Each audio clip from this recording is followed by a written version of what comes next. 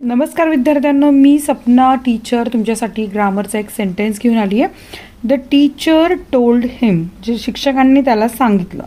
तर write the sentence in past perfect tense. आता हे जे सेंटेन्स आहे ते कोणत्या काळातलं आहे, कोणी सांगेल तुमच्यापैकी? पटकन कमेंट करून सांगा.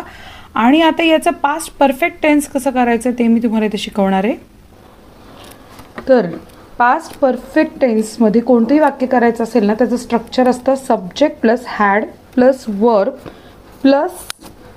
पी पी, म्हणजे काय, क्रियापदाचं तिसरं रूप प्लस ऑब्जेक्ट. आता हे जे मूळ वाक्य आहे ना ते कोणत्या काळामध्ये आहे?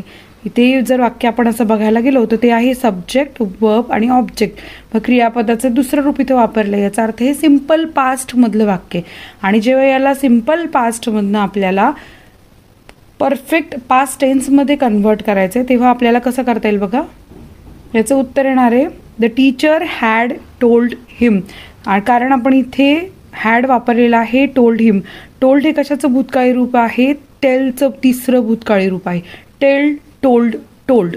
सो अशा प्रकारे याचं उत्तर आपण लिहायचं. व्हिडिओ आवडल्यास लाईक करा, चॅनलला सबस्क्राईब करा. धन्यवाद.